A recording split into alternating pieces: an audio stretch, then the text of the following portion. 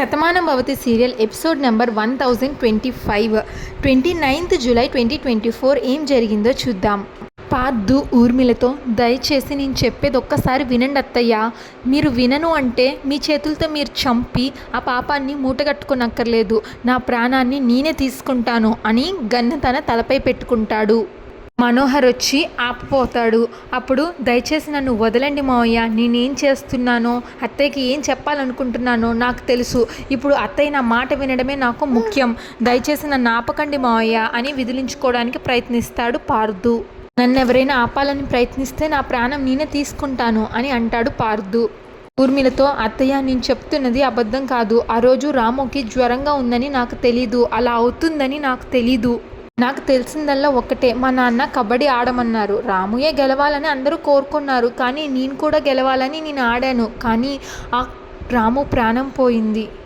అది అనుకోకుండా జరిగిందే కానీ కావాలని చేసింది కాదత్తయ్య. రాముకి జ్వరంగా ఉందని ఎవ్వరికీ తెలీదు. ఇది అనుకోకుండా జరిగింది. ఎవ్వరూ తప్పు నిర్ణయించలేరు. కానీ ప్రాణం పోయింది నా చేతుల్లో కాబట్టి నేను దోషిగా నిలబడ్డాను. ఆ చిన్న వయసులోనే నా స్నేహితుడి ప్రాణం నా చేతుల్లో పోవడంతో నేను నిలువెల్లా వణికిపోయాను అత్తయ్య. ఏం చేయాలో తెలియక, ఎవరికి ఎదురుపడే పరిస్థితి లేక నేను ఇంట్లో నుంచి వెళ్ళిపోయాను. తల్లి తండ్రి లేకపోతే బతకలేని వయసు అది. ఎలా బతకాలో తెలీదు, ఎక్కడ ఉండాలో తెలీదు. తిరిగి ఇంటికి రాలేను. ఎండకి ఎండుతూ వానకి తడుస్తూ తిరిగి ఇంటికి రాలేక నరకం అంటే ఏంటో చూశాను.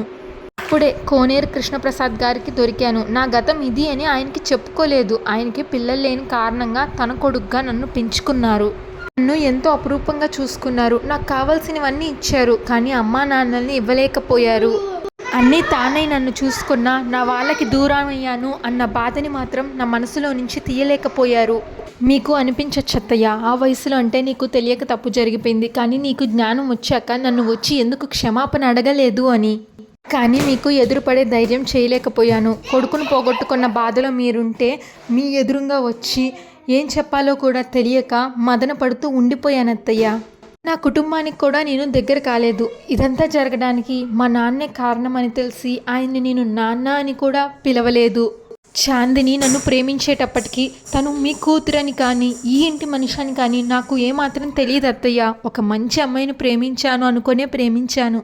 మా ఇద్దరికి పెళ్లి జరగాలని డాడా కూడా కోరుకున్నాడు. కానీ తర్వాత మీకు డాడాకి ఉన్న గొడవల గురించి తెలిసి ఆశలు వదులుకున్నా. చిన్నప్పుడే కన్న వాళ్ళకి దూరం అయ్యాను. ఇప్పుడు పెంచిన డాడా కూడా దూరం అయ్యాడు. నా రాత ఇంతే అనుకున్నాను. నా జాతకం ఏంటి ఇలా ఉంది అనుకున్నాను. నేనెవరి దగ్గర ఉండాలనుకుంటున్నానో వాళ్ళందరూ నాకు దూరం అయిపోతున్నారని చెప్పి చాందినిని కూడా పెళ్లి చేసుకోను అని చెప్పాను. అప్పుడు భాను ఒప్పించడానికి వచ్చింది. ఆ క్షణం వరకు భానుకి నేనే తన చిన్నప్పటి అన్నయ్యనని తెలీదు. అక్కడున్న నా చిన్నప్పటి ఫోటోని చూసి నన్ను అడిగితే నేను తనకి నిజం మొత్తం చెప్పాను. ఆ నిజం అప్పుడే చెప్పేద్దాము అంటే ఆ నిజం చెప్పడం వల్ల ప్రయోజనం ఉండదు కదా, ఇంకా కొత్త గొడవలు మొదలవుతాయి. ఏ కుటుంబంలో రాముని కోల్పోయారో ఆ కుటుంబానికి నువ్వు ఒక అల్లుడిగా కాదు కొడుకులాగా రావాలి అని భాను నాకు చెప్పింది. ఆ ఇంటికి పెద్ద కొడుకుగా మారు. ఆ ఇంట్లో అందరినీ గుండెలో పెట్టుకొని చూసుకో. నువ్వు చూపించే ప్రేమ ఆప్యాయతలకి ఆ ఇంట్లో నువ్వు రావడం అదృష్టమని అందరూ ఫీల్ అయ్యేలాగా చెయ్యి అని నా చెల్లెలు భానుమతి నాకు చెప్పింది అత్తయ్య. నేను అదే చేశాను అత్తయ్య. ఈ రహస్యాన్ని అందుకే దాచాను తప్ప తప్పు చేసి తప్పించుకుందామని కాదు.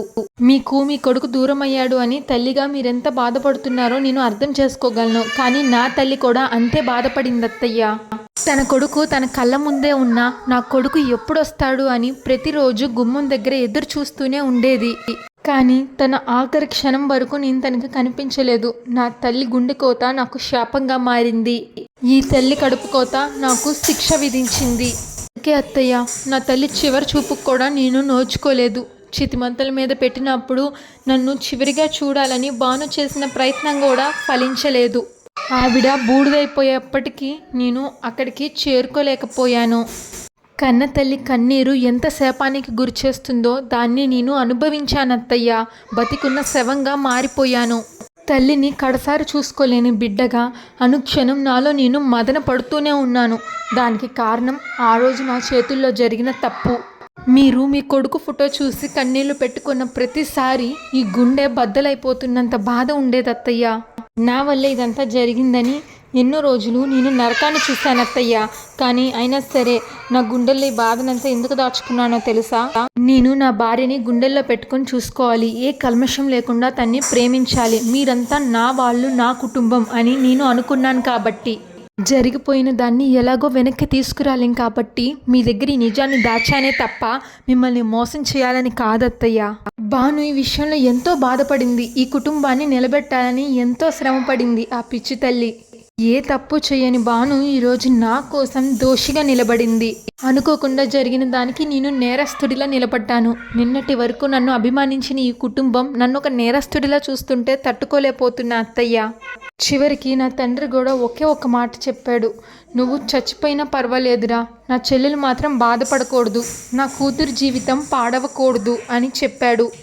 వాళ్ళు చేసిన త్యాగం ముందు, మీరు పడిన నరకం ముందు నా తండ్రికి కొడుకు కన్నా మీరే ఎక్కువయ్యారత్తయ్య. ఇది మేమందరం మీ మీద చూపించే మమకారం, మా అందరికీ మీ మీద ఉన్న గౌరవం.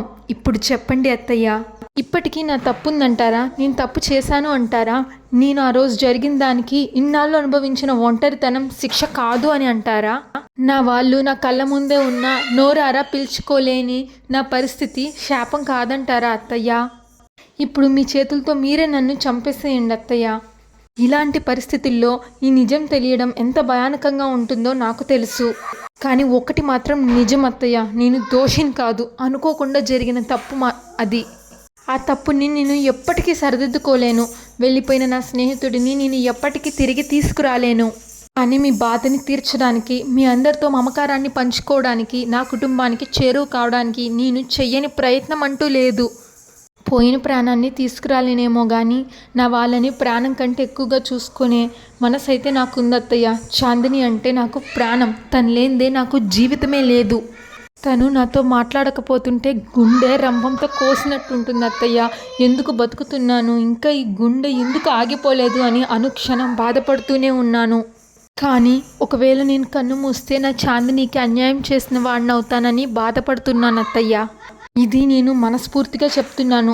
మీ పాదాల సాక్షిగా, నా తండ్రి నా కళ్ళ ముందులే ఉన్న ఆయన్ని నాన్న అని పిలవలేని ఒక కొడుకు పాదాల సాక్షిగా, చనిపోయిన నా తల్లి సాక్షిగా చెప్తున్నాను. ఆ తప్పు నేను కావాలని చెయ్యలేదు అత్తయ్య.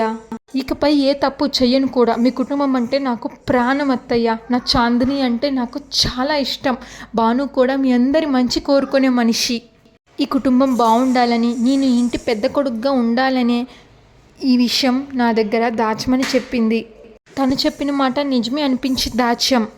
రాము ప్రాణం పోవడం నిజమే అయితే, రాము మీద నాకు కోపం ఉన్నది అన్నది నిజమే అయితే, ఇప్పుడు చాందిని కడుపులో రాము రూపం ఎలా ప్రాణం పోసుకుంటుంది? నా భార్య కడుపులో నా స్నేహితుడు పుట్టబోతున్నాడు అంటే నేనెంత మురిసిపోతున్నారో తెలుసా అత్తయ్య. కానీ మీరు చాందిని నా నీడను కూడా సహించలేకపోతుంటే నేను తట్టుకోలేకపోతున్నాను. దీనికంటే మరణం చాలా చిన్న శిక్ష అత్తయ్య. అమ్మలాగా నన్ను క్షమిస్తారో లేక శిక్షిస్తారో నిర్ణయం మీకే వదిలేస్తున్నాను అత్తయ్య అంటూ పార్దు ఊర్మిళ చేతిలో గన్ను పెడతాడు. అప్పుడు చాందిని ఏడుస్తూ వద్దు అంటూ పార్దుని కౌగిలించుకుంటుంది. బామ్మ, ఈ ఇంట్లో పగవాళ్ళంటూ ఎవరూ లేరే, అందరూ మన వాళ్ళే ఉన్నారు, మనందరం కలిసి ఉండాలి అని కోరుకునే వాళ్ళే ఉన్నారు అంటుంది. ఒకే కడుపున పుట్టకపోయినా నీకు ప్రాణదానం చేసి నువ్వు తప్ప ఈ ప్రపంచంలో తనకి ఎవరూ లేరు అన్నంత గొప్పగా వాసు అన్నయ్య ఉన్నాడే. ఈ ఇంటి అల్లుడైనా సరే పెద్ద కొడుకు బాధ్యత తీసుకొని మనందరి గురించి ఆలోచించాడే పార్దు. ఈ ఇంటి కోడలు భాను ఈ ఇంటి కోసం ఎంత తప్పించిందో, నీ ప్రాణాలు కాపాడడం కోసం తనెంత సాహసం చేసిందో ప్రత్యేకంగా నేనేం చెప్పక్కర్లేదు. ఇక నీ కొడుక్కి కూతురికి నువ్వంటే పంచ ప్రాణాలు, నీ భర్తకి నువ్వంటే ప్రాణమే. ఇలా అందరూ మన వాళ్ళే ఉన్నారు, మనందరం బాగుండాలి అని కోరుకునే వాళ్ళే ఉన్నారు. నువ్వు ఇంటికి పెద్ద దిక్కుగా ఉండాలి, అందరినీ నువ్వే నడిపించాలి. అందరూ నీ కోసమే ఊర్మిళ బతుకుతున్నారు. ఎవరి మీదే ఊర్మిళ నీ కోపాన్ని చూపిస్తున్నావు? పిల్లలు తెలియక తప్పు చేస్తే తల్లి చేయి పట్టుకొని నడిపిస్తుంది, తప్పటడుగుని సరిచేస్తుంది. మరి అది తెలియక జరిగిన తప్పే కదా. తల్లిగా అర్థం చేసుకొని ఆ పొరపాటుని నువ్వు క్షమించలేవా? నీ కొడుకు ఎప్పటికీ నీకు తిరిగి రాడు అన్న నిజం మనందరికీ తెలుసు. అది ఆ దేవుడు రాసిన రాత అనుకున్నాం, వాడి ఆయుష్ అంతే అనుకున్నాం. కానీ ఒక్కటిచ్చాడు దేవుడు, అల్లుడి రూపంలో నీ కొడుకు లేని లోటు భర్తీ చేయడానికి ఆ దేవుడు నీకు ఇచ్చిన వరం అనుకోవే. అని బామ్మ అంటుంది. మనోహర్, అవును ఊర్మిళ, ఎప్పుడో జరిగిపోయిన గతాన్ని తలుచుకుంటూ ఇప్పుడు పిల్లల్ని బాధ పెడతామా? ఇంటి అల్లుని మన చేతులతో మనమే గెంటేస్తామా? జరిగిందేదో జరిగిపోయింది, గతాన్నంతా వదిలేద్దాం. భవిష్యత్ ఎంతో బాగుంటుంది ఊర్మిళ, అర్థం చేసుకో అంటాడు మనోహర్. వాసుదేవరావు, చెల్లెమ్మ, ఈ క్షణం కూడా నేను చెప్పేది ఒక్కటే, నువ్వు బాగుండాలి, నీ కుటుంబం బాగుండాలి, నువ్వు మాతో ఇంతకు ముందులాగా సరదాగా ఉండాలి, నా చెల్లెల్లాగా నువ్వు నుండు నూరేళ్ళు సంతోషంగా ఉండాలి తల్లి. అందుకు నా కొడుకు నాకు దూరమైనా సహించగలనేమో, కానీ నువ్వు బాధపడుతుంటే మాత్రం తట్టుకోలేకపోతున్నానమ్మా అంటాడు. కార్తిక్, అమ్మ భాను ఈ నిజాన్ని దాచాలి అనుకోవడంలో తన స్వార్థమేమీ లేదు, ఈ కుటుంబం బాగుండాలి అని కోరుకుంది అంతే. ఓకే, గుడిలో ఈ నిజం నాకు తెలిసినప్పుడు నేను అర్థం చేసుకున్నాను, కానీ నీ దగ్గర నిజం దాచలేక నీ కొడుకు నిన్ను మోసం చేశాడు అన్న భావన నీకుండకూడదని నీతో నిజం చెప్పేశాను, కానీ నిన్ను బాధ పెట్టాలని మాత్రం కాదమ్మా అంటాడు కార్తిక్. జరిగిపోయిన గతాన్ని ఎవరం వెనక్కి తీసుకురాలేం, కానీ మున్ముందున్న భవిష్యత్తుని మనమే పాడు చేసుకోలేం కదా. అన్నయ్య మళ్ళీ చాందిని కడుపును పుడితే కొడుగ్గా నీకు దూరమైన మళ్ళీ మనవడుగా మన ఇంట్లోనే పుడతాడు. పార్దు తప్పు లేదని అన్నయ్య క్షమించాడు అన్న చెప్పడానికి ఇంతకంటే నిదర్శనం ఇంకేముందమ్మా. అప్పుడు చాందిని, ఇప్పుడు ఆలోచిస్తున్నా అమ్మా, పార్దు నన్ను పెళ్లి చేసుకున్నాక ఎంత ప్రేమగా చూసుకున్నాడు, అపురూపంగా చూసుకున్నాడు, మనం లేనిదే బతకలేను అంటున్నాడు. ఇంకా అంతటితో ఆ ఎపిసోడ్ అయిపోతుంది. ఇంకా నెక్స్ట్ ఎపిసోడ్ ప్రోమోలో కార్తిక్ భానుతో, నా దగ్గర నిజం దాచాలని చూడకు భాను, నువ్వు అమ్మవి అవ్వబోతున్నావని నిన్ను చెక్ చేసిన డాక్టర్ చెప్పారు. ఆ మాట వినగానే నాకు పట్టలేనంత ఆనందం వచ్చింది, ముందు నిన్ను చూడాలనిపించింది, అందుకే వెంటనే ఇక్కడికి వచ్చేసా అంటాడు Karthik. Thanks for watching, please subscribe.